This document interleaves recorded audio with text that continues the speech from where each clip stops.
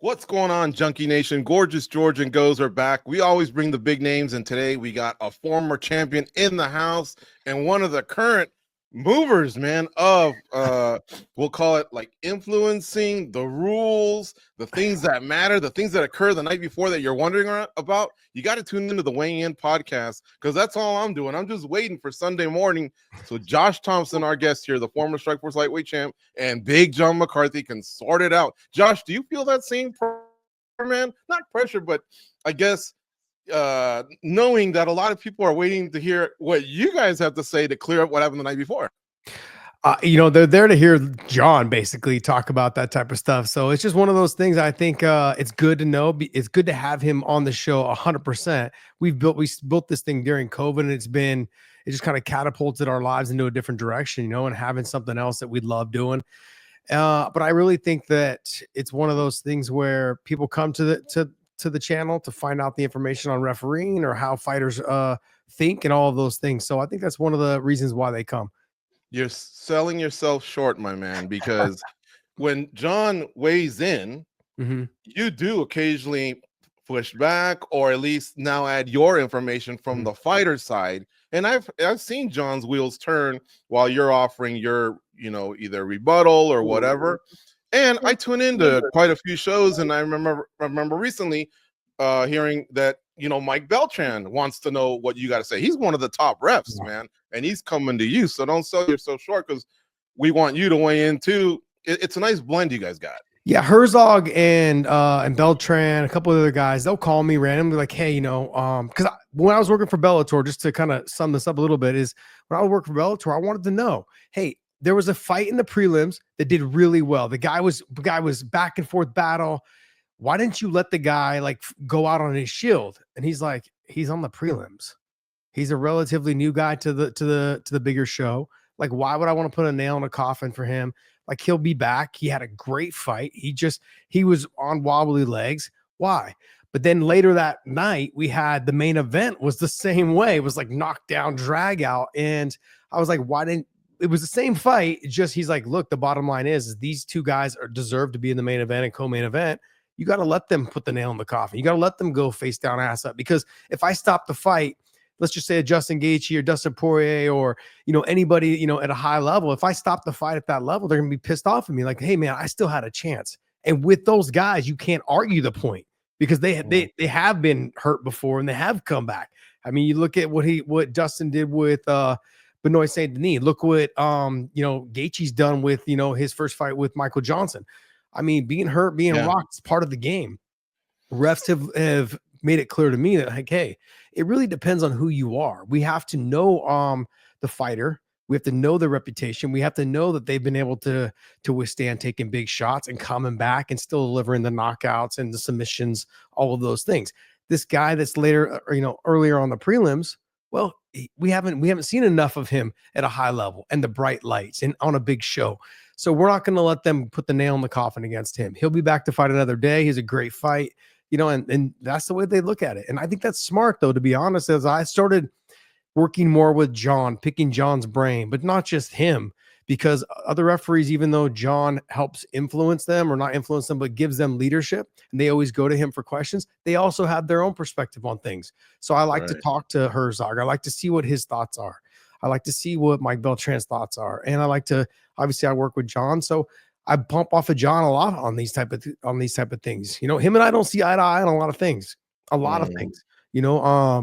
to kind of talk about it on the show is to make sure that it comes across in a way that, hey, I see your side, you see my side. I just think that as a fighter, I'm going to obviously think a lot different than the ref. And the ref is going to think a lot different than I am because his job is there to protect me. My job is to get the job done and make my extra money. So there's a difference between the way we think, but, we generally try to make it work as best we can on the show. I hadn't thought of that it's cool to hear refs are doing their homework prior to the fight and learning about some of these fighters that they may, you know, that are competing maybe for the first time or the fifth time and versus the 20th time. Okay, Well, how about this? they do their research, man. Let me just Yeah, be that's honest. good. They've got lists of notes. They know exactly like what the guy's last fight was, how he lost or how he won. They've got a list of like their last 2 or 3 fights and see the direction of which their trajectory of their career is going. So Mhm. they do their research. I mean, I don't know if you've ever seen a ref in the back. Pay attention next time. They're actually back there kind of warming up. They'll do stretches. They'll run around. Jason Herzog does like a whole warm up in the back. So does Mike Beltran to make sure Mhm. that they're in there. They're not flat footed. They don't feel lazy. Those are all things that we don't take into consideration. They're making sure that their mobility is on point, and Yeah. they're in there to be in the right position and moving around the fighters. I love hearing that, man. Herzog looks like Spider-Man the way he's creeping kind of, you know, but he's in and out quick. I like it. Josh, True story with Jason Herzog. yeah. When he one of my first fights with Strikeforce, he was the ref, second or third one or something like that. And I swear to you, I felt like I was fighting two guys. And I've had this conversation with him a couple of times. He moved so much. I felt like I was getting jumped from behind every time he moved because he was so fast. And I was like, which one of you guys do I got to hit? So it's like something as he's gotten obviously a lot better in his career, he's stopped as much bouncing around and movement. Even John had told him a couple of times, like, hey man, you move so much so rapidly, the fighter feels like, they're fighting two Right. people. So he's made those adjustments. He's probably, I'd say, the top 1 or 2 referees on most fighters' lists is Jason Herzog and, obviously Mike Beltran and Mark Goddard and so on. All right, one more and then I'll turn it over to Goes. Um, on Sunday mornings, would you say who's reaching out more? Like the refs, the judges, MMA media, or even fighters themselves or coaches? I imagine you guys are getting an onslaught of what'd you think? What would you have done? That type of stuff. Because again, Josh, not to sit here and just throw flowers at you, but man, you've been in the sport over 20 years, Mhm. fought all over, even snuck in a Pride. How you didn't fight at WEC is beyond me. But Yeah. I mean, you were everywhere, right? And then of course you've done commentary, coaching, different eras. So I'm sure you're getting hit up too. Yeah, I'm getting hit up mainly like from fighters, other fighters. Like, let's give you an example. The Henry Cejudo situation. A lot of fighters were texting me and giving their 2 cents to me on what they thought of the situation. And then I had some of the commission guys call me and reach out and just say like, hey, like, what was your take on how that should have been handled in terms of like with the fighter? Like, what should the fighter do? This and that. Like, did he want to fight? Did he not want to fight? And look, I said every circumstance is different depending on what the fighter's going through at that moment. Like we don't know how blurry his vision was. We don't know what he could see. We don't know his feeling inside the cage. We don't know what he was thinking in terms of rounds being up, rounds being down. He doesn't know. We don't know those things. So, and to talk for Henry, I couldn't tell you that. But bottom line is that I do get people do reach out to me normally either that night or early in the morning. Fighters will reach out to me. I talk to some of the referees, not really judges, but some of the judges are referees as well, but not the judges. It's more of the referees wanted to know, hey, what was what was he thinking there? And I was like, I couldn't tell you what he was thinking, but I could tell you like in my circumstances what I've done before in the past, and they were like, okay, I can see that happening, and they kind of just feed off of that. They want to know how they could potentially relate to that in something later on in their career in being a ref. Josh, we finally have different generations in our sport, right, of fighters. And I don't know about you, but when I hang out with the younger crowd, the quickest thing that makes me feel old is when I talk about movies or music. Right away, I'm like, oh Yeah. my God. When you're in the gym and you're with this newer class of fighter, what would you say is like the biggest difference between your era as fighters and their era and this level of fighter? What's the biggest difference between you guys? For me, it's the entitlement. It's the entitlement of they deserve more money. They deserve, things that they haven't really, most of them haven't earned yet. They just feel that it should be handed to them. I think everyone needs to earn it. Like we literally, like, not just me, but like I'm gonna go beyond me too. Is like the BJ Penns, the Randy Couture's, all those fighters, the Frank Shamrocks, those guys. I mean, they laid the way, but they were getting paid peanuts. And now a lot of them just believe that they deserve it. I mean, it's hard. It's only hard because I think I look at guys and I think to myself, like they could fight so much harder. They could leave it all out there. A lot of them sometimes are looking for ways out. A lot of them sometimes are not fighting to their potential, knowing that they have it. And that's the hardest part, I think, as a fighter, is just knowing that they have it. And that's I can't say what it is. I've seen fighters that are world-class fighters that just get put in a bad position, and without being knocked out or being stopped with punches, they'll turn over and give their back for a submission. And we've seen it a couple of times, and you're just thinking to yourself, like, why would you, like, but looking for a way out. And later on, just hearing interviews with that same fighter or people or whatever, and just basically saying, like, can't, I deserve the next title shot if I get this win, or it's that constant, feeling like they deserve more than what they've earned. And that's kind of the difference that I've seen. I think you got to look at guys like John Fitch, man. Like, he had to earn every single little step of the way. Because let's be honest, UFC didn't like his style. We've seen that before in some of the other wrestlers in the past. And, and I understand from the UFC's point of view, but bottom line is it's very difficult. They had to earn every single step of the way. Right. That can be kind of difficult in trying to do your job. There's times where we talk to guys who are on like 6-7 fight win streaks and they're just breaking in, right? Versus guys that are getting title shots with just one win, we're talking about lately here. So one thing I did want to ask you was, you kind of brought it up a little bit. It was the money aspect of our sport. And so George and I grew up as boxing fans. And a lot of time in boxing, you wouldn't see matchups because they couldn't agree on money or promotions and stuff like that. And even in mixed martial arts, we went through that era where there were pride fighters and UFC fighters, and we wanted to know who was better, but we couldn't get them to fight. Now these guys are making great money, but it seems like money is what's keeping us from getting some of these big fights. We never got Francis Ngannou and John Jones because of that. And right now, John Jones and Tom Aspinall are kind of in the same situation. Wanting the sport to get better and wanting these guys to get paid a lot, but at the same time, that might be what keeps us away from some of these big fights. What do you see the next couple of years being like, as far as that happening in our sport and money in our sport? Fighters would be willing to give up what the sport is all about if it meant they got paid more money, which doesn't make sense. Do you understand what I'm saying? Like, they would be willing to say, hey, like, I don't care if everyone else below me gets paid this much, as long as I get paid this much. So fighting is a very selfish sport. And so sometimes we have to get out of our own way. Do we enjoy having 13, 14 fights on a card and be able to see these fighters work their way up into a title shot? And then also too, do we enjoy when fighters lose and they actually make a run back to get into the title again? And then even if they did lose again, they make another run back. In boxing, that doesn't happen. So sure, these guys, like, fighters, I think, are willing to go ahead and just let everything else like fall by its side as long as they get paid. It's a very selfish sport.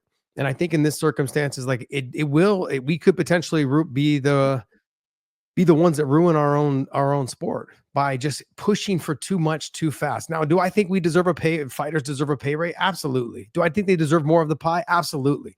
But everyone's like, yeah, 50%. Like, slow down, guys. Like, let's be realistic about it. Let's make our way up there. The UFC is still trying to grow the brand. It's worldwide, of course, and they're making billions of dollars. I understand that. But let's just be honest. I know that boxing doesn't have a PI where people get fed, people get treatments. They don't have that.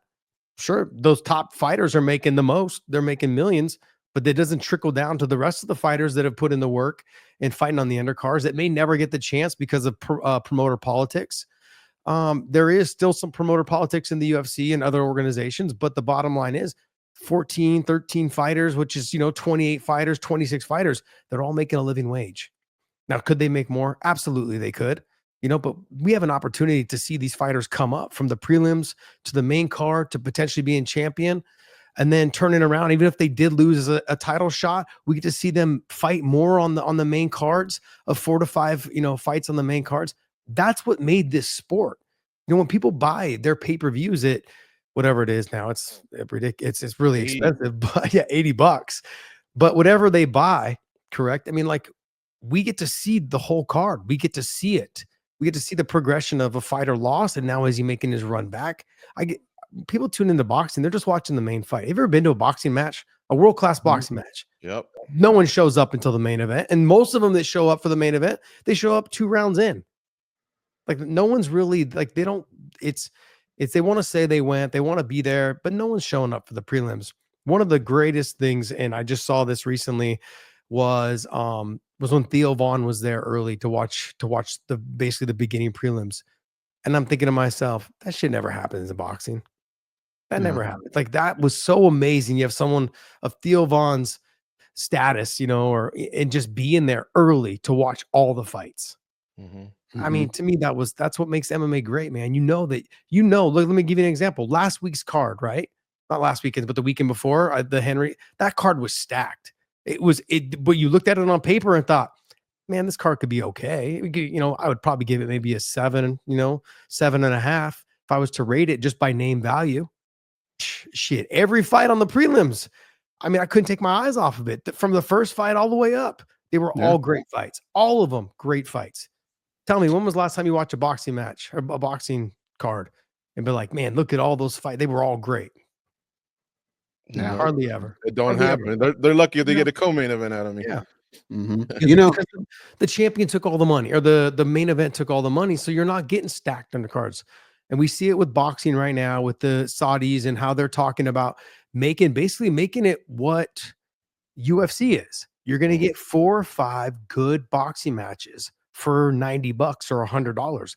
How many true boxing fans would pay $100 for the one card every 2 months versus $80 for the Tank and Rocha fight? Like, let's be honest. Who's gonna pay $80 for that when I can get 4 good fights on the next card for $100 for $20 more? Just invite more people over to help split the bill, bud. Like, that's really what it comes down to, right? Everyone's in my house. And that's what it comes down to. So I think, like, we're going to see a change, I think, in boxing. It's to be seen whether it's for the good, which I think it will be for the good. When you can put 4 to 5 good boxing matches on one card and people get their money's worth. And people have been getting their money's worth for a long time with the UFC. Lately it's been a little top heavy on the cards. That's something but look, let's be honest. 48 shows a year or something like that. I don't know what it is, but 42, I think. Yeah, 42 shows a year. I mean, come on. Yeah. They're really trying to, and fighters always being hurt. Fighters, I don't want that fight. I've seen the other side. I've had talks with Joe Silva. After I beat Nate, the conversations with him, I was like, hey, I need to fight someone in the top 5. And he's like, Josh, here's my lightweight list. All the guys in red, all injured, all can't fight, all getting married. Someone's doing something. Can't do it. Everybody else turned you down. Like, that's it. This is all I have. So no, there's no one in the top 15 or 20 to fight you. Luckily, Benson, who was getting married, took the fight. Benson got married right after my fight, right after we fought. So it's just one of those things, I think, or he got married right before we fought. I can't remember which one. But regardless, as a matchmaker, Sean Shelby, Hunter Campbell, Mick Maynard, those guys, they have their work cut out for them, man. It's not as easy as like, how come he's not fighting this guy? How come he's not fighting this guy? We see it all the time. Fighters say no.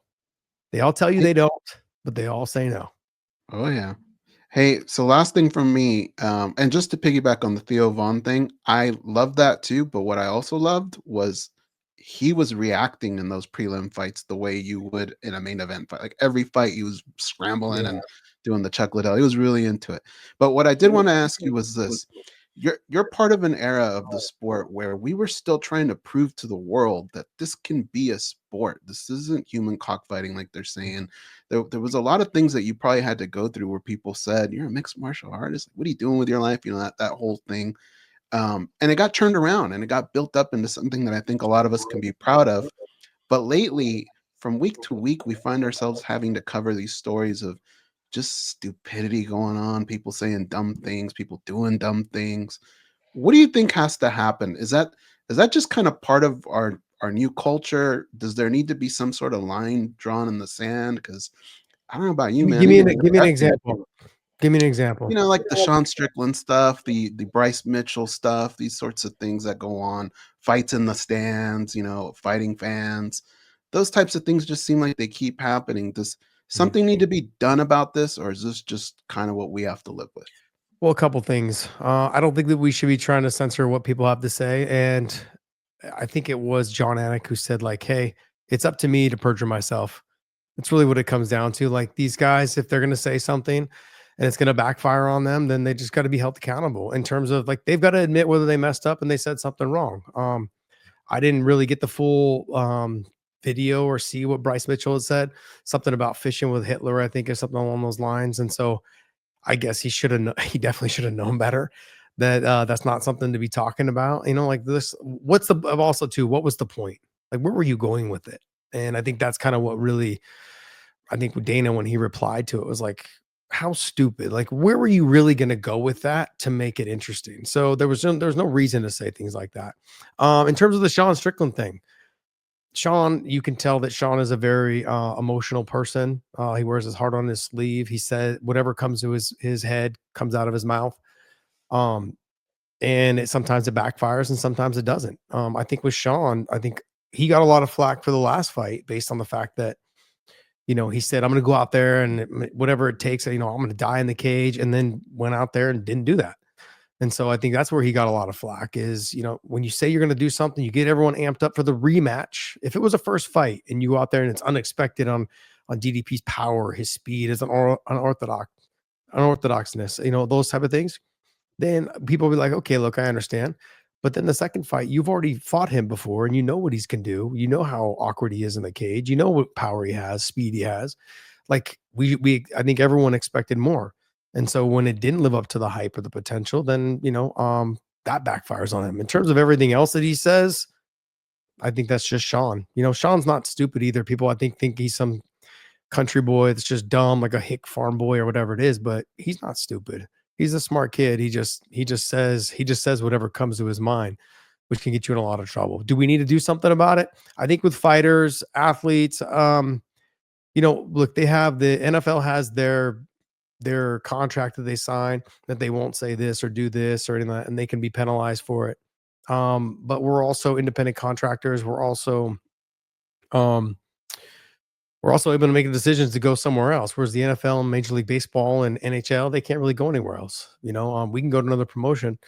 Not that they would want to leave the UFC, but it is an option. And the UFC would love to probably keep them, but also too, if you're making too much problems for them, then they'd probably let them go. So do I think we should do something with it? No, I don't think so. Not when it comes to fighters speaking their mind. Now it's up to them, man. Like they should know better, to be honest.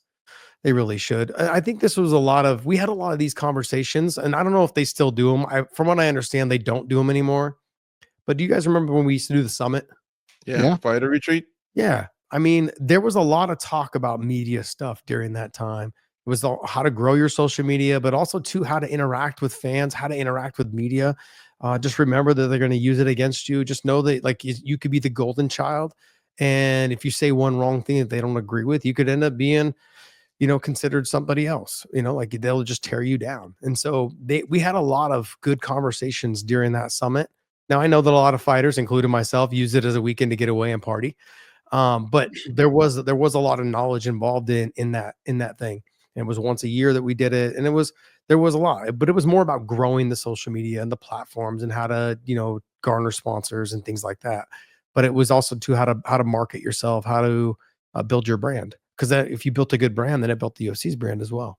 But no, in those situations and circumstances, I don't think so. I don't think we should be censoring them. What was your other question on that? Well, no, just the other part of that was, fights happening in the stands, stuff like that. But look, if you serve alcohol there's gonna be fights there. No different than a football game, a baseball game. I mean, like it happens. Hockey games. No, I mean fighters.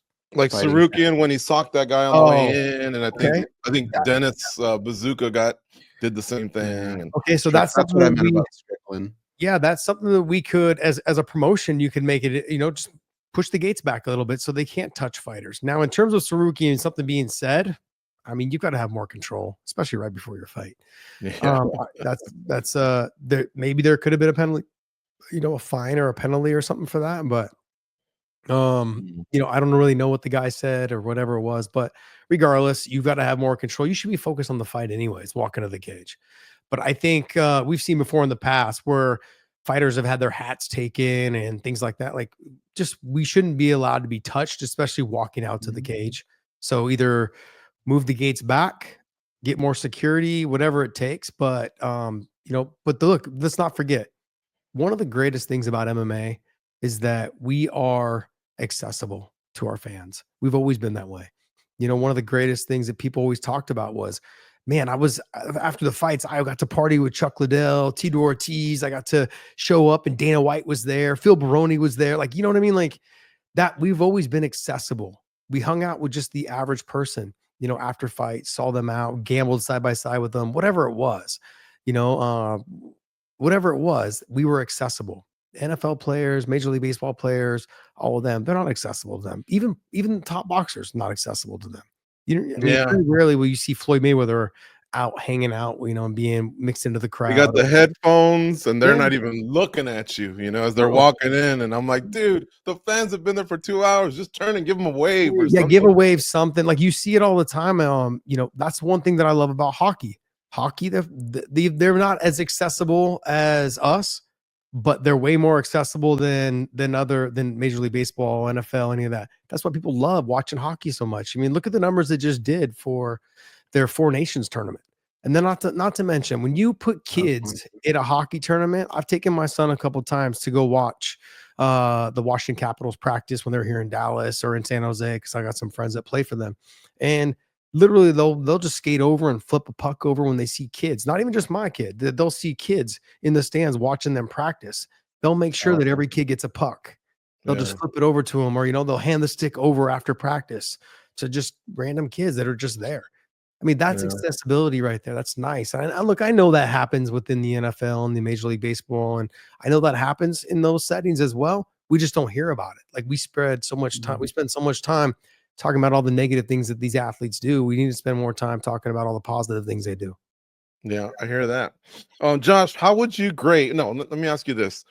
Recently, Patricio Freire went signed up with the UFC. The PFL gave him his full release. Do you want to see other Bellator fighters that aren't being used by the PFL follow them, or would you prefer for PFL to, I guess, get their shit together maybe and start assigning them with fights or whatever? Like, what are you rooting more for, I guess? You took the words right out of my mouth. I wish PFL would get their shit together. The bottom line is that we need another promotion. We need another promotion that has access and can build upcoming talent. Now, I don't know if they can build it. Look, Mike Hogan is there, so I know that there's a potential for the athletes to be built. Do I have faith in Pete Murray and Don Davis? I have absolutely no faith in them and being able to get the job done. They don't watch the sport. They don't know the sport.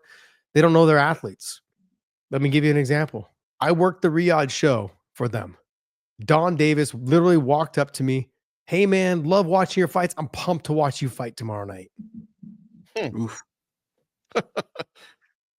I just shrugged it off. I was like, man, like if you don't know, then you don't know.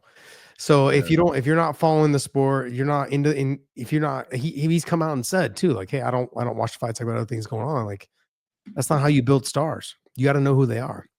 Now, Mike Hogan can definitely step in and do that. He's built stars in Elite XC and in Strikeforce, and he's helped alongside with Coker and Rich Chow and those guys. He can do it again in Bellator, and he can do it for the PFL.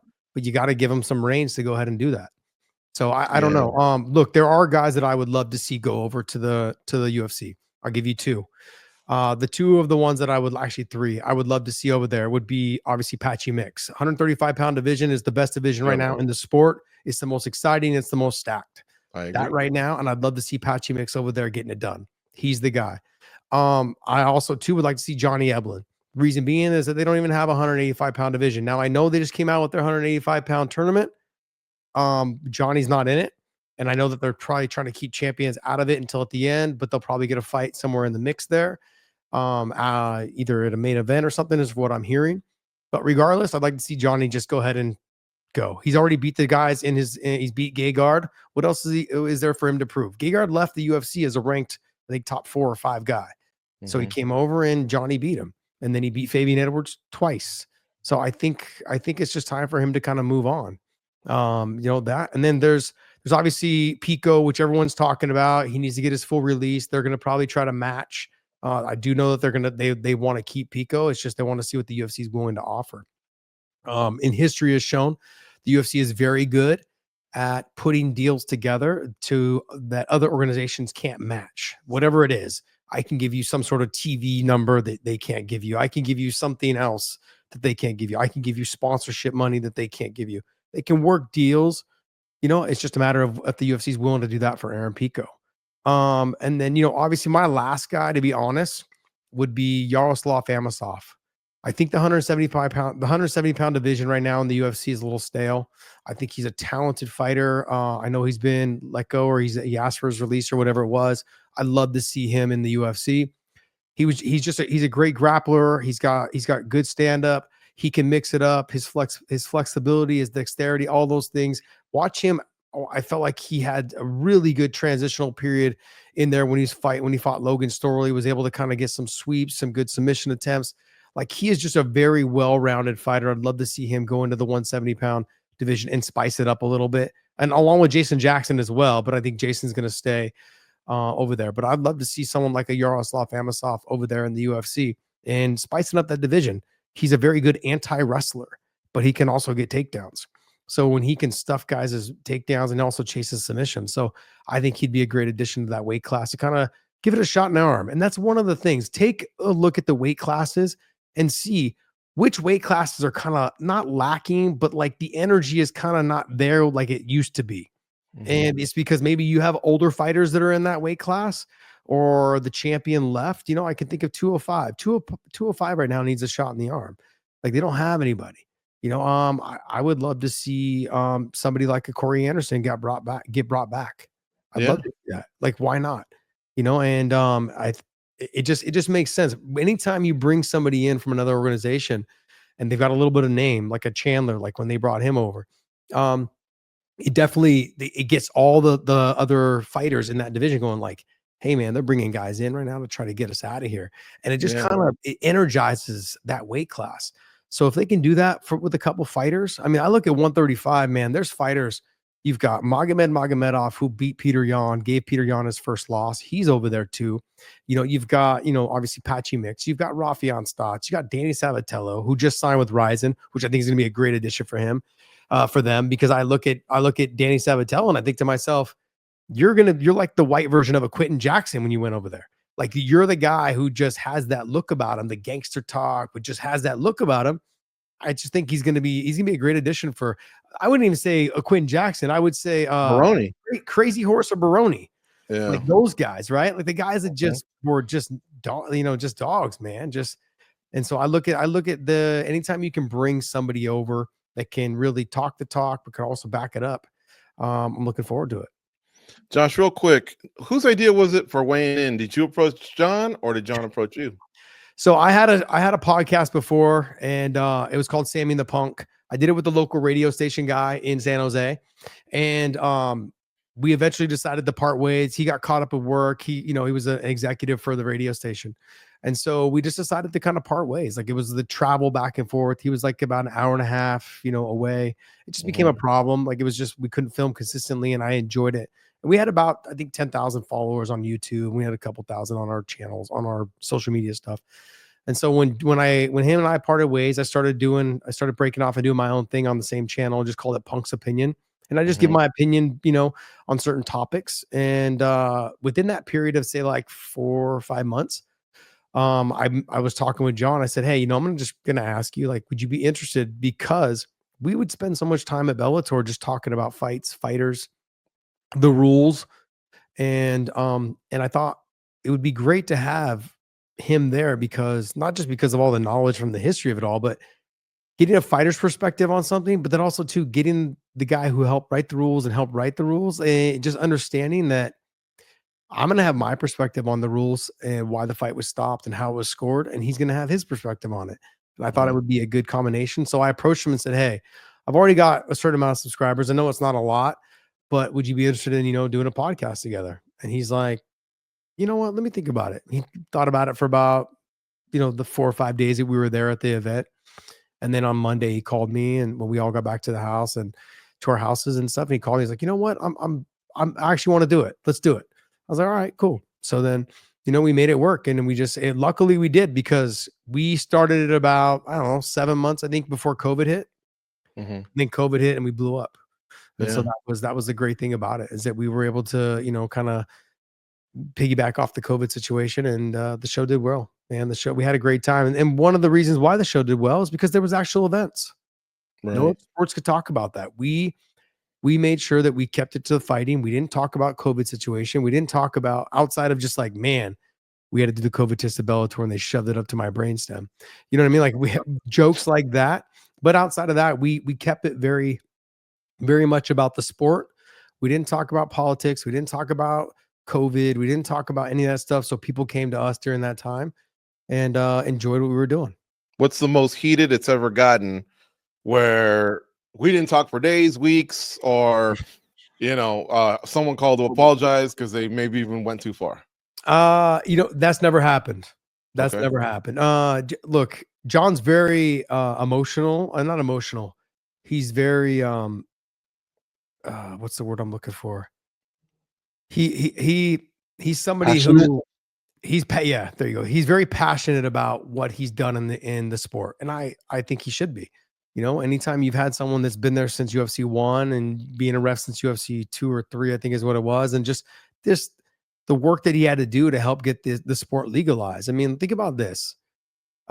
He drove, from state to state at times. He flew from state to state at times to try to get these meetings, with the commissions and get it legalized, talking to Congress people, talking to commission officers, like trying to do whatever he could for the commissions to understand what the rule set was.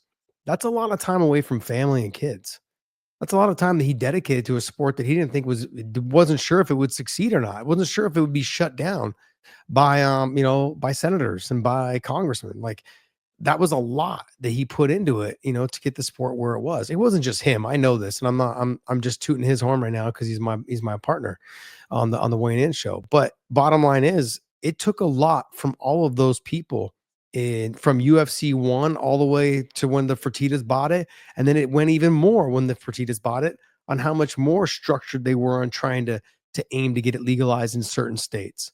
It was a lot. It was a lot for Dana White. It was a lot for the Fertittas. It was a lot of money for the Fertittas. There was, and obviously a lot for John and every other ref that was involved at the time. And for sure the fighters. Not making a ton of money, but still loving it and doing it because they thought there was a future in the sport. Those are important things to take a look back at and remember. Like, the Randy Couture's, the Matt Lindlands, the Dan Hendersons, the Frank Shamrocks, all those guys, Igor Zano, like all these guys, they like from way back in the day, obviously Hoist and, and them. So it's like, there's just so many people to be thankful for that got us to where we're at. Mm-hmm. And I'm happy, man. I'm so blessed to have been part of it. And it was, like I said, 22 years, I think, of my life I spent, fighting and enjoying my life. And I couldn't be more grateful for everything. Folks, you got to check out the Weighing In podcast. It's available on YouTube. And Josh and Big John McCarthy do a great job of covering all of MMA. And like Josh says, they got so much experience. Fighter, ref, judge, rules creator, host, analyst, everything. So they kind of cover it all for you. Seriously, you can learn a lot just listening to them, as well as being entertained. A couple notes here on Josh. He's a longtime Chiefs fan. Yes, That's why I wore my 49ers jersey, because I'm actually doing my last run of Debo because he's no longer with us. He's going to the Commanders. So I won't be able to wear this. I'm just kind of doing one more week of it. But Josh lived in the Bay Area, so he could have easily rode the 49er train or been one of them OGs doing the Raider thing. But he was a Chiefs fan. He told us that like 15, 20 years ago. And I think I even kind of laughed like, oh, good luck with that one. But how about the run they've been on 3 of the last 6 years? Could have been 4 out of 7 or something, whatever. Yeah. But props to you, man. You were always flying that flag of the Chiefs. And I hope you enjoyed that run. And who knows, Kelsey's still coming back. You still got Mahomes and Andy Reid. You can still probably make another run. Well, we never got submitted in a fight. Oh. And the 2 times he was finished, they were like 13 or 15 years apart. So that's good to hear because we always want our fighters, our gladiators to retain those marbles. He's a dad and to be able to talk to their kids, remember the good times and stuff. So he was a responsible fighter in that regard. Yeah, we look, being a Chiefs fan was not easy, especially in the early days.